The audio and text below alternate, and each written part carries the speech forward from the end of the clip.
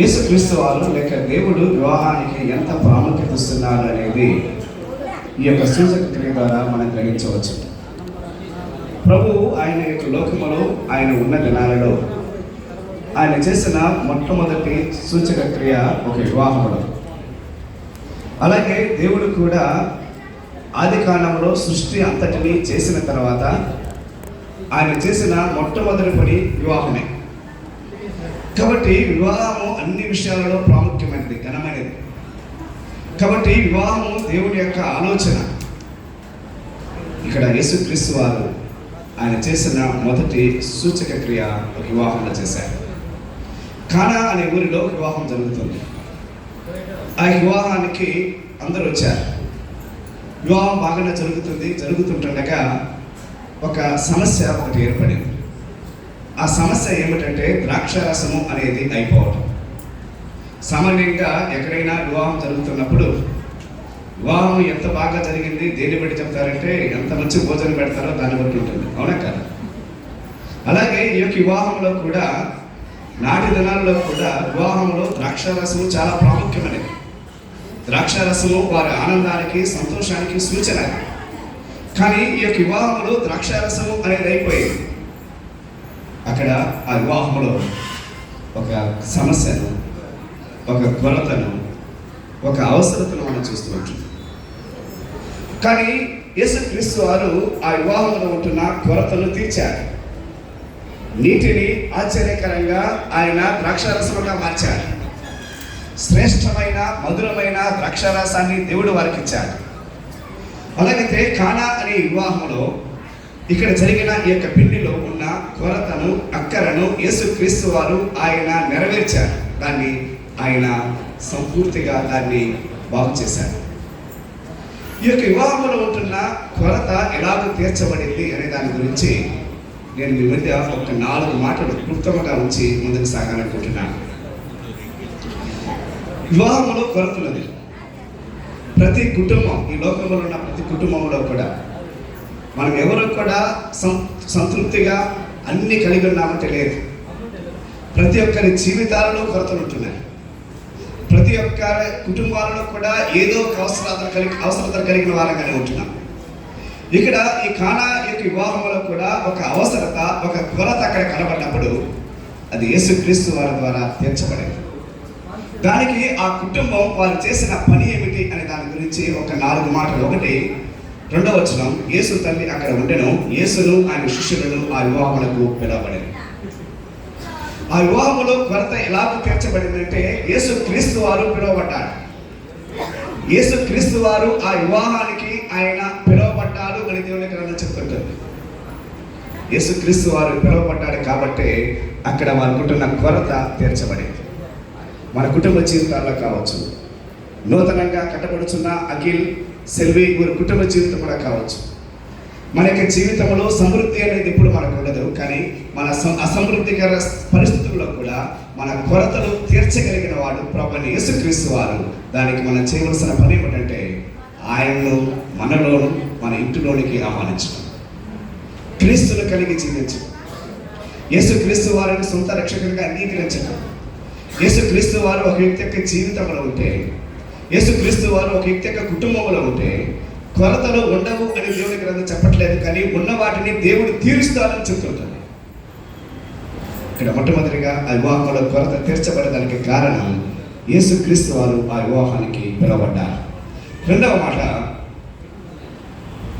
ద్రాక్షారసం అయిపోయినప్పుడు యేసు తల్లి వారికి ద్రాక్షారసం లేదని ఆయనతో చెప్పగా సమస్య వచ్చింది.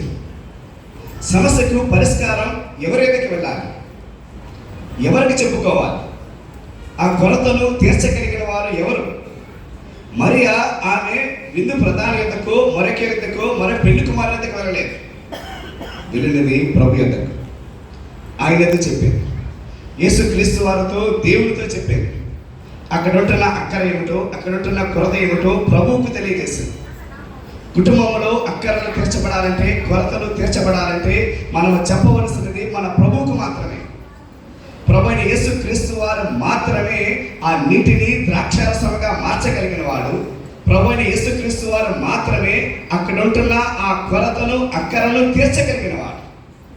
మన కుటుంబ జీవితాలలో కూడా అఖిల్, అలాగే సెల్వి వారి కుటుంబ జీవితాల్లో కూడా మన అక్కరలు, మన కోరికలు, మనకు కొరతలు ఏమైతే ఉంటున్నాయో వాటిని తీర్చగలిగిన వాడు ప్రభు యేసుక్రీస్తు వారు. ఆయన మాత్రమే, కాబట్టి ఆయనకే చెప్పుకోవాలి.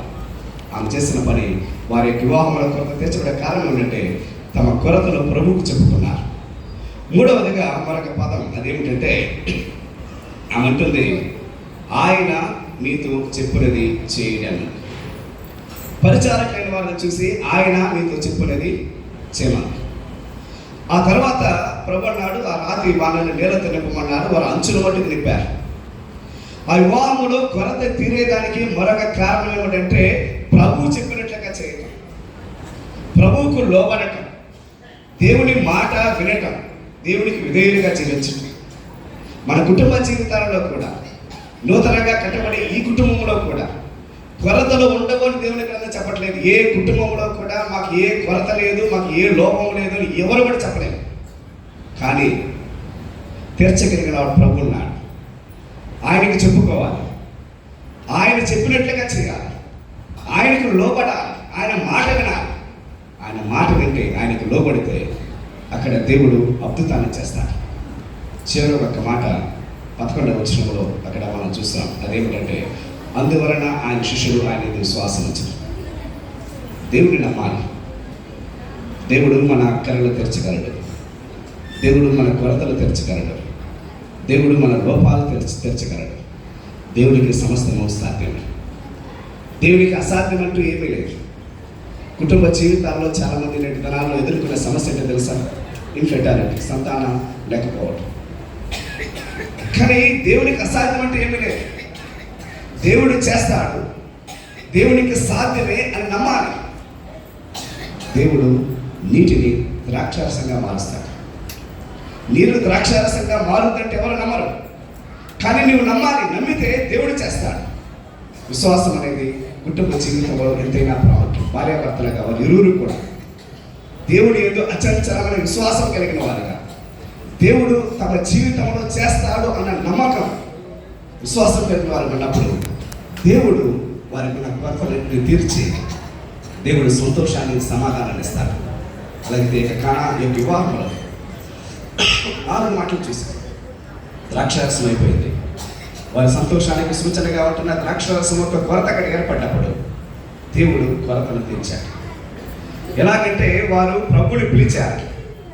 తమ వివాహంలోనికి, తమ కుటుంబంలోనికి ప్రభు ఉండాలని కోరుకున్నారు, పిలిచారు. ఎలాగంటే వారు అక్కడ ప్రభు అక్కడికి ఆయనకి చెప్పుకున్నారు. తమకి ఏది కొరతో, తమకి ఏది అక్కరో, తమకి ఏది అవసరమో వారు మనుషులకు కాదు ప్రభువుకు చెప్పుకున్నారు. మూడవదిగా వారు ప్రభు మాట విన్నారు, ఆయన చెప్పినట్లుగా చేశారు. 4వదిగా విశ్వాసం ఉంచారు. చేరువచ్చిన మనం ఇక్కడ నీ కుటుంబం, వీరు కూడా అలాగే తమ జీవితంలో ప్రభుని తమ కుటుంబంలో కలిగిన వారు కానీ, తమ సంగతిలో ప్రభువుకు చెప్పుకునేవారు కానీ, ప్రభు యొక్క మాట విని ఆయనకి విధేయులు కానీ, ఆయన అచంచలమైన విశ్వాసం కలిగిన వారిగా జీవించాలని ప్రభు నామన తెలియజేస్తూ యొక్క మాటలు ముగిస్తున్నాను. కొంత సమయం అధ్యక్షులు క్షమించాలని అడుగుతున్నాను. Thank you very much.